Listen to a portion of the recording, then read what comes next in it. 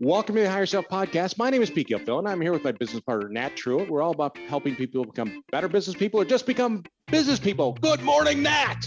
Good morning, Pete. I am pumped up today. Let's go, baby.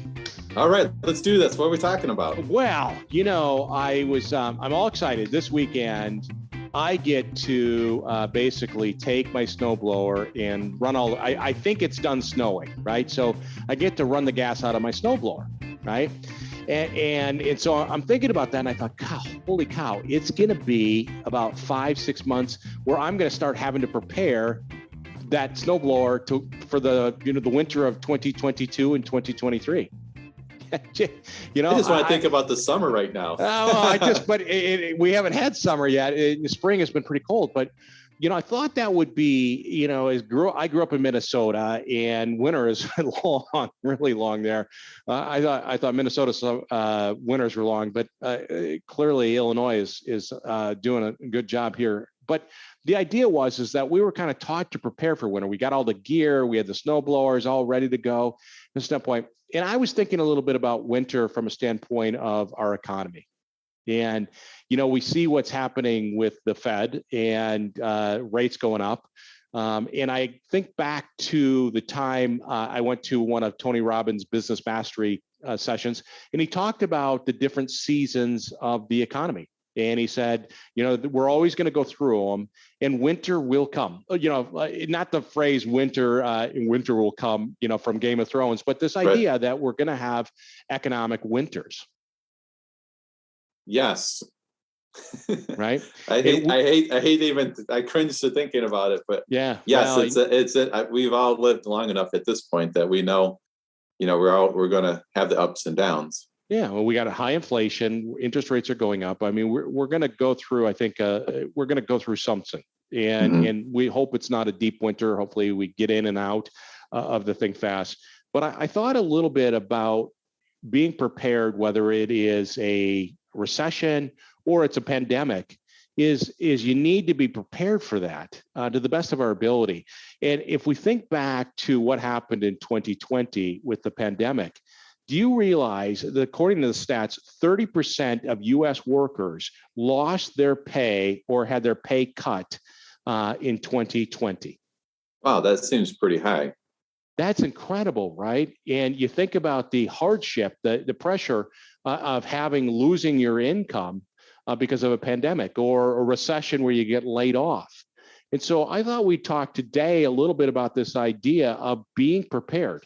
And I think one of the best ways to be prepared for a pandemic or a recession is at least having a way in which you can diversify your income streams. Yeah, that makes sense. I know a lot of people think, being diversified is investing, their money in an index fund. But, if everything's on stocks, then that's not that diversified. Yeah, I was meeting with my financial advisor, and we were talking about this idea of having multiple different revenue streams. So if something happens to one, you're not dependent on that. Exactly. And so I think that is going to be something that we all need to focus on. Or the term, you don't want to have too many eggs in one basket. And so as we take a look at incomes, there are ways in which we can diversify our incomes. So there are passive incomes that you can have where you keep your job, but you have these other incomes on the side that are generating something for you. Yeah. I remember a long time ago, guys would have those vending machine routes or whatever. And I'm like, oh, that's pretty genius, whether it's the bubble gum machine or whatever. And then every week they go fill it up and get their quarters out, and I'm like, that talk about a great little passive business, right? Well, I think that's more kind of we'll call it it's a side gig, right? Yeah. When I think of passive incomes, I think of having a portfolio where you got dividend stocks, where it's generating some type of income, right? That's something there. You don't have to do anything, that it's just coming in. You just got to invest your hard-earned dollars into it, or fixed income products. I mean, before we weren't really getting any kind of return on those, but now as interest rates go up, that also can be a way in which you're creating another income is through fixed income. I don't know. I don't know, Pete. I think I might take the vending machines. Well, I'm going to get there. That's at the bottom of the outline, but you've done a I, nice job of I jumping like to I the like that semi. I like those quarters in my hand. So you probably like a car wash too. Yes. How great would that be? Cash business. Yeah, I like the cash businesses. What about this idea, as we talk about passive incomes, investing in a business where you're a silent investor, where you are getting some type of income, you're putting your money in there, but you don't have to be involved in the business? Yeah, I actually I do like that quite a bit. You have to be careful who your business partners are and the team and all that, but I love that idea. Yeah, I've been doing some of that stuff. Really, as I'm trying to diversify my incomes, I find that to be I like that a lot because somebody else is doing the work, and I'm getting the benefit and leveraging my capital in a way to create another income or What do diversify. you what do you typically when you're working on that kind of project? What are you planning on seeing like a return on that? Because I'm guessing it's kind of a longer term play. Yeah, I like stuff that can generate like a 20% return Yeah, from a standpoint, but where I'm giving my money and it comes back. So not necessarily an operating business I'm operating, but I'd like to kind of target about that 25%. that's great. Yeah. So what about real estate? I mean, I've got friends that own multiple properties, residential, commercial. From that standpoint, that to me seems like it'd be a great way to diversify your income. Yes. Yeah, and even with inflation, like the price of houses or rent's going to go up in tandem with it, right? So that would be good. Yeah, because people too that are doing the same thing with they're building commercial real estate, warehouses, stuff like that. Yeah. Certainly, and then even franchise owners or business owners, like sometimes when you buy the property, like I'm a Culver's franchisee, right? Mm-hmm. I buy the land, I build the facility, and now I charge my Culver's franchise, my business unit. I'm really the landlord for my franchise concept, so it's another revenue stream for you. Yeah. Yeah, it's like a long-term investment, right, in real estate. Yeah. Well, you look at McDonald's, right? It really is a real estate play. Mm-hmm. For sure. So there are businesses that are passive incomes, right, that we can diversify from a standpoint. But what about stuff that we can do that it can be kind of semi-absentee or semi-passive. So you have to have some skin in the game. You have to have a little bit of involvement. I mean, I think a lot about the executives that I work with, the franchises, right? Where they want to invest in a franchise.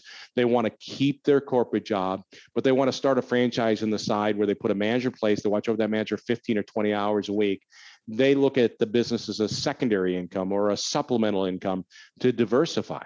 Yeah.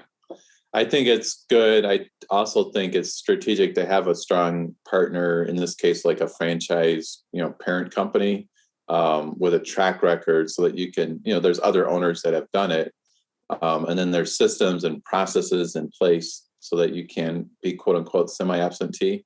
Yeah. And then the nice thing about that is just, you have all the benefits of, being diversified, tax benefits and things like that. But, if push comes to shove and you need to like ramp it up, you need to focus more on that or get more profitability out of that. You can always go work, on your own company a little bit more and probably drive a little bit more cash flow, from that business. Yeah, well, or at least it protects you, right? If you get laid off, you have your business on the side. Well, then now you pivot to put more time and energy into that. So, yeah. Again, the whole idea of doing it. Yeah. So, and I agree with that wholeheartedly. You had mentioned earlier that kind of the side gig, the vending machine thing, where you got to go to Costco, buy the stuff, and then fill the machine. So you got a little bit of skin in the game, or you could be an Uber driver, right? Where you're driving at night from that standpoint to kind of create a little extra income or diversity. Dog walker. Yeah. How about the people that they take their cars and let people use them? Like I got a Tesla and you can use my Tesla for the weekend. So is that really happening or is that theoretical? No, I think it is. It's happening? Well, that's cool. Yeah, I looked into it for my son because I wanted him to kind of try to drive one for, a weekend and stuff like that. So it's not overly cheap. But I think there's also like car rentals where you can, if I'm flying into a city, you can literally, the person that owns the car will show up, meet you at the airport, give you the car, and then you use the car and then you meet up wherever when you're done with the car and give it back to them. Wow. I couldn't do that. I couldn't sleep at night if somebody else was driving my car. It's bad enough with my kids. Right. Funny story about cars, right? So, and then we'll get on to business. But so my daughter comes home from college, right? Now she has a car at college. So I'm unloading her stuff and I'm going to take the car to the car wash, obviously, because it hasn't been washed in 4 months. And all of a sudden I look and there's something hanging from underneath the engine. Oh, man. So I get down and I look. She has torn off the cover that's on the bottom of the engine to protect it. She has ripped 3/4 of that off. Wow. It's just dangling. So I go, what happened? What happened to that? I have no idea, Dad. I have no idea what happened. And we still don't know what happened, but so she's not coming clean with me. But I couldn't let somebody else drive my car, a stranger, do that. It would kill me. You'd have to do like the 132 point inspection when it came back every time. Yeah. So, one of the people that you and I follow a lot is Russell Brunson, Yep. ClickFunnels. And that's another great example of a side gig, right? Create a funnel on the internet, a side gig where you're not having to put much time into it once you've got it built. Yeah. You could do sell a product or sell educational information or things like that. Yeah.